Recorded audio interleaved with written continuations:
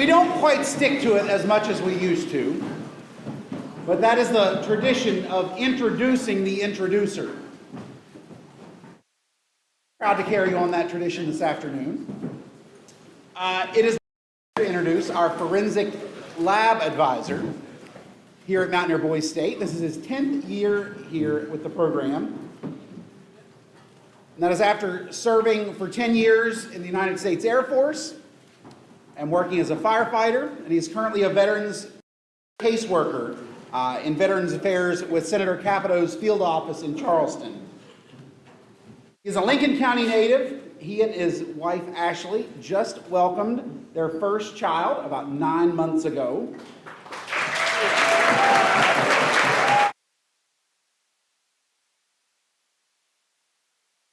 And we look forward to welcoming Harmon here in about 2039. 101st Boys State. Yep, there you go. Perfect. Without further ado, I introduce to you Mr. Kyle Garrett.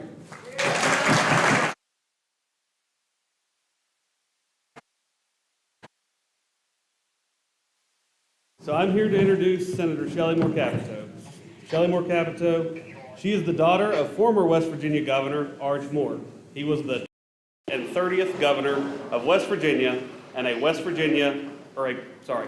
War II Purple Heart recipient. She was elected to the West Virginia House of Delegates in 1996, serving for 4 years. Then elected to the U.S. House of Representatives for 14 years. In 2015, she was elected to serve in the United States Senate, carrying all 55 counties with the vote, becoming West Virginia's very first female senator. And with that, I introduce to you your senator, Senator Shelley Capito.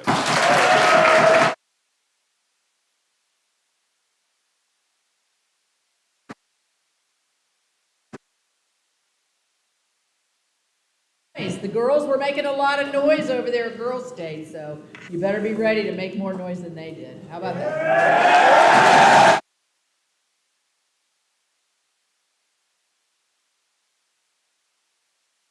I'm going to admit it, you win. That was a lot more noise than the girls. Well, thank you, Kyle.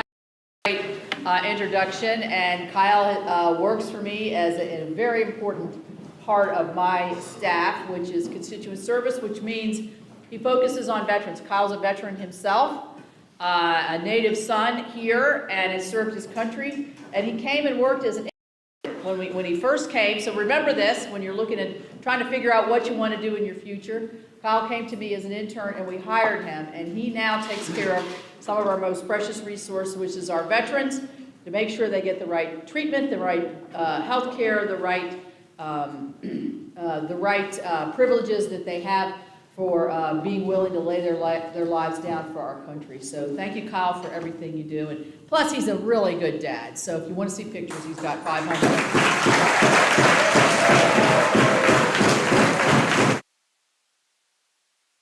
Thank American Legion for inviting me again every year. The press asked me, how many years has this been since you've been coming? I think it's at least 20, I think. So maybe some of the counselors might have seen me before, and now they're counselors and on to bigger things and growing up, and that's kind of the way I am. I sort of grew up in Boys State, and they're like, why is it important that you come to Boys State?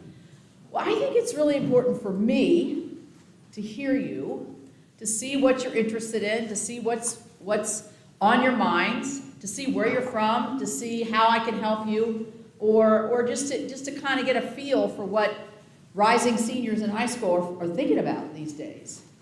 And I think it's important for you to see me, because I am in that amorphous political class, you know, the politician that seems a little bit removed from you every single day, and maybe even as time goes on more and more.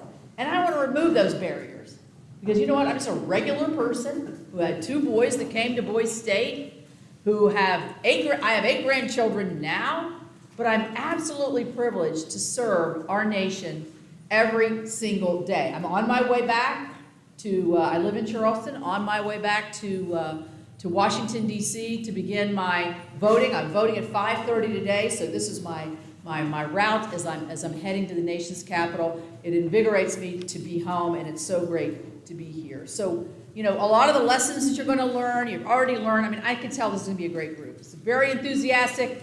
Everybody's making a lot of noise and interested. You're going to learn about leadership, politics, policy, how to influence people, what makes people vote for you. You know, there's a lot that makes people vote for you. Sometimes what we've devolved into is, I'm just going to vote against that person. I think what's great about Boys State is you're giving people a reason to vote for you. You're forming networks, you're meeting people, you're trying to get people to help you enlist in your cause to be elected Attorney General or Governor Barron's here. It's all about building coalitions and making sure that people know that you're listening and care about things that are important to them, but at the same time you're talking about the right things.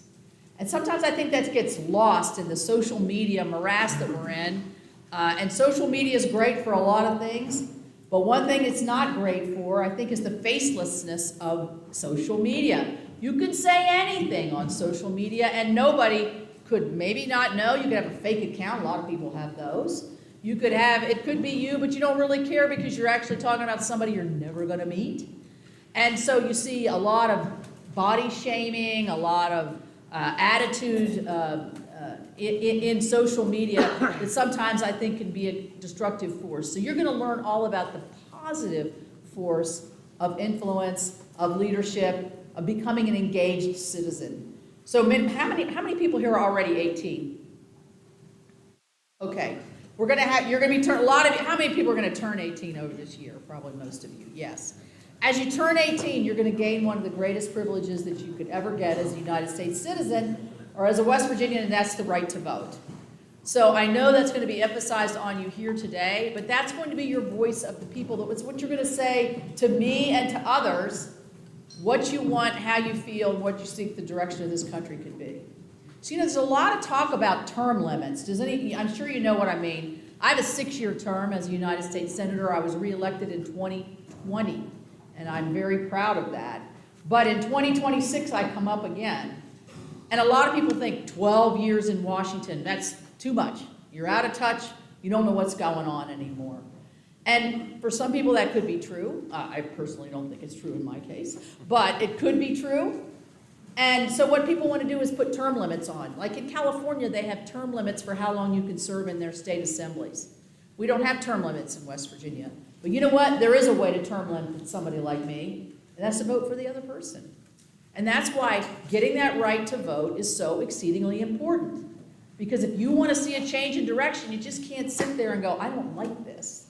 I don't like what they're doing. It doesn't please me. It's against everything I believe in. Then get engaged like you're going to learn this week, and get engaged. Be that citizen that not only expresses your voice at the ballot box, but expresses the voices of people you care about as you talk with them, as you move down the rest of your lives and your careers. So there's a really bright future out there for you. Our state, I think, is in a transitional phase right now. I think we've got lots going on, but we need more going on.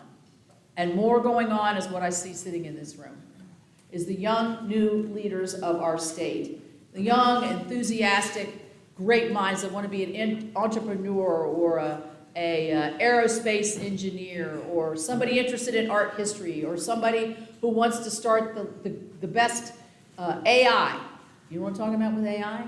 You're going to know. AI, artificial intelligence. That is the big topic in Capitol Hill these days, and it's something I need you to help me with because I need to understand it better. We're actually, believe it or not, going to have 3 meetings in the Senate that's all educational on artificial intelligence. Because the fear is that artificial intelligence is going to be making all of the decisions for us in our future. But you know what that lacks? It lacks your mind and your heart and your soul. Artificial intelligence is a computer telling you what to say.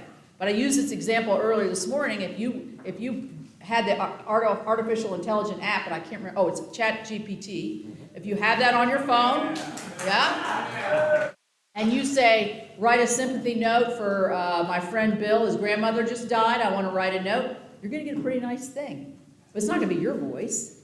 It's going to be the voice of all these algorithms that are out there. So you gotta make sure that the connections that you have today, the in-person connections that you're gonna have in Boise State all this week, are gonna far override what any chat GPT can tell you or will tell you in the future. And I'm not saying there's not a great place for it in our future. There is. But we can't let it replace some of the best things that in this country we enjoy every day. Freedom to express ourselves. Freedoms for women, freedom to laugh whatever you can. If you're in Afghanistan and the Taliban's there, you're not supposed to be outside laughing. You don't go to school there either if you're a woman. I mean, we take all these things for granted, and there are things in our country that are very precious to us that we have to make sure that we protect, that we're willing to lay down our lives for, and that we're willing to fight for. And that's a lot of what I try to think about when I'm representing all of you all in the nation's capital. So I know you're going down on Thursday. You're going to go down, some of you, down to Charleston for the first time. I understand have been going, but for the first time, the girls at Girl State are going to be going. And they are very excited about that. I just talked with them this morning, and I know you all will be excited about it too. It will make for a more diverse legislature and maybe more reflective of what we really look like today.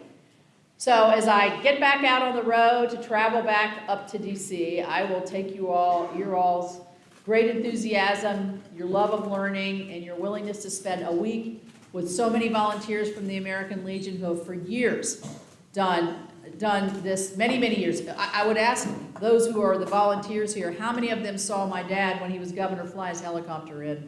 Yes, back there in the back. He used to love doing that. When he was governor, he would fly in, I guess right to the field here and make a big splash because he was a member of the American Legion. He was a World War II veteran. He laid his life down so that all of us could gather today in the beautiful hills of West Virginia. So just remember, wherever you go in your life, whatever you do, the country roads will always lead you home with an open heart, an open mind, and an open strength that you're not going to get in a lot of other states. So cherish it, love it, and have a great time. Grab it. See you guys.